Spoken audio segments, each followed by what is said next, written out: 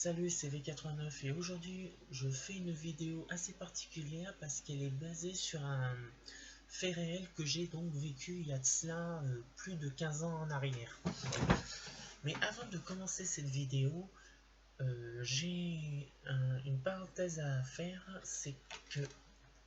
voilà, c'est que voilà, les certes, c'est basé sur un fait réel, mais les personnages, le lieu et on va dire le lieu où a eu lieu cet événement seront modifiés. Donc, vous allez pas reconnaître, tout ce qui va être, on va dire, les personnages et le bâtiment seront totalement fictifs. Mais par contre, elle est basée sur un fait que j'ai vraiment vécu réellement. Et croyez-moi, je ne joue pas en menteur, quoi. Donc là, c'est la pure vérité. Mais cependant, il est fort possible que quand je dirai donc les noms et prénoms imaginaires, plutôt les noms, ben on va dire que c'est du pur hasard quoi, parce que j'ai choisi comme ça en va-et-vient et donc il est fort probable que vous reconnaissiez, donc on va dire que cela est vraiment une coïncidence quoi. Alors m'en voulez pas si par hasard vous vous reconnaissez et que voilà. Bon voilà, c'est tout pour la parenthèse. Alors donc, je vais donc vous raconter l'histoire qui s'est passée donc il y a plus de 15 ans en arrière. Donc il faut remonter le temps en, on va dire, presque fin année 2005. Donc j'avais fini donc le collège. Et donc j'avais donc choisi mon école que je voulais et donc que j'avais apprécié. Donc cette école s'appelle la MFR Le Pommier. Et donc ce que j'ai fait, un de mes potes était déjà allé un an auparavant et m'avait dit que c'était cool, qu'il n'y avait pas de problème, enfin tout ça, tout ça. Bon, le truc c'est que on va dire j'ai fait la visite donc à la MFR Le Pommier. Donc j'ai rencontré, on va dire, pas mal de profs, plus ou moins, on va dire, assez sympa, on va dire, du visu. Et puis j'avais apprécié avec mon oncle et ma tante qui m'avaient donc accompagné pour voir un peu ce que ça donnait. Donc on va dire, je finis mon année donc à mon collège qui était plutôt cool. J'avais passé une très merveilleuse année de la sixième jusqu'à la cinquième. Enfin non, excusez-moi, jusqu'à on va dire la troisième.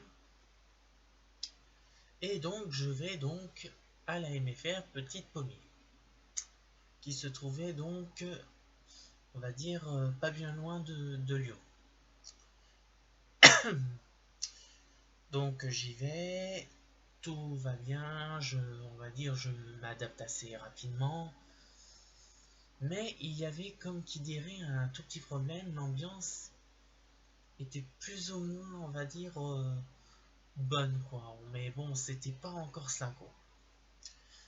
Donc, je passe, on va dire, les premières années 2005 plus ou moins bien. Arrive 2006. Bon, bah là, rien ne change. On va dire tout ça. Mais, cependant, ce que je vais vous dire va vous glacer le sang. Et cela, je l'ai vécu. Je ne sais pas pour vous, mais moi, je l'ai vraiment vécu. Il y avait une injustice envers les BEPA et les quatrièmes. Je vous explique.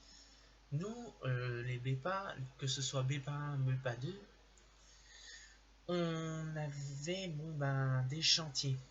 Et donc, peu après que nous ayons fini, donc on rentrait, on était fatigués, on mourait de faim, enfin, voilà. Ça, vous allez me dire, c'est classique, on vous donne à manger. Eh ben non, c'était pas du tout ça. Ils donnaient plus à ceux qui n'étaient pas au chantier et nous, on crevait la dalle. Et pour dire qu'on mourait de faim. Et malheureusement, ce que je vais vous dire va paraître assez choquant, mais voilà. Et ben, on se bagarrait pour de la nourriture, quoi. Ouais, vous avez bien entendu, on se bagarrait pour de la nourriture. Et donc, ce qui se passe, c'est que, voilà, pendant, on va dire, 2 longues années, ça a été 2 longues années d'enfer. Et quand je vous dis d'enfer, c'est quand même horrible. Ensuite, bon, bah, les profs, comme le professeur euh, Dumont, Dupérier et de classe, se sacrifient en fait notre nourriture pour dire qu'on puisse nous manger. Mais malheureusement, ce n'était pas suffisant. Alors de temps à autre, ils ouvraient ce qu'on appelle, là je fais entre parenthèses, un soi-disant bar, mais ce n'est pas un bar du tout, je vous rassure, mais un truc où justement on pouvait s'acheter des bonbons, des canettes et tout ça, mais ce n'était pas non plus donné. Mais nous, ça nous servait un petit peu de quoi manger. Malheureusement, même pour un malabar, on se bagarrait, quoi. On se bagarrait et c'était vraiment catastrophique. Alors, pour éviter justement ce problème qui a failli donc nous... Alors, qui nous avait vraiment anéanti, on crevait la dalle, c'était pas possible, c'était démentiel. Deux de mes amis et moi, on a décidé de faire un plan, on va dire un plan secret, c'était d'amener de la nourriture à la petite pomme. Oui, à la MFR petite pomme. Pomme, si cela vous n'avez pas compris au début. Pendant 2 longues années, croyez-moi, on avait les chocottes. Et quand je vous dis les chocottes, parce qu'on planquait notre nourriture dans le sac. Mais moi, j'avais un truc justement qui permettait d'accéder à un deuxième niveau pour cacher, on va dire, où je cachais, on va dire, la nourriture. On attendait que justement on va dire une soi-disant concierge surveillante, on va dire Émilie, qui donc était assez, on va dire, pas pieux, parce que pieux, ça veut pas dire ça, mais assez strict. Et puis un pion appelé devineur, on va dire, étaient vraiment on va dire les ennemis, on va pas dire des ennemis, mais on va dire les gens on va dire, à éviter, quoi. Puis bon, pendant 2 longues années, on avait fait ça. Alors il y avait un groupe qui l'avait fait, mais pas de chance, ils se sont fait choper comme des cons. Ils avaient apporté du gaz, enfin ça a été le bordel, enfin, je vous le dis pas. Et on va dire, nous, moi et mes amis, donc, on n'a jamais été chopé. Et même si on a failli être chopé au moins 3 fois, mais failli, mais jamais. On n'a jamais été chopé, mais on a failli être chopé. La première fois, c'est par négligence, ils avaient entendu du bruit, donc on s'était vite couché, ils nous avaient vérifié notre sac. Ouf, par chance, ils n'avaient rien vu.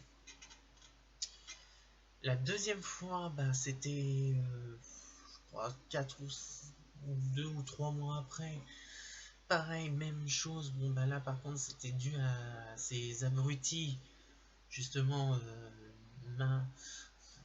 euh, je vais même pas leur dire le nom, et ces abrutis de deuxième groupe qui a fait n'importe quoi, donc ils ont vérifié tous les sacs si on possédait, on va dire, un...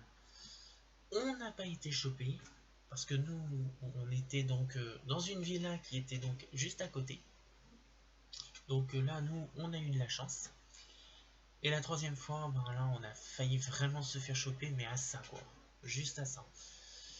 Ben, c'était justement le pion qui a donc...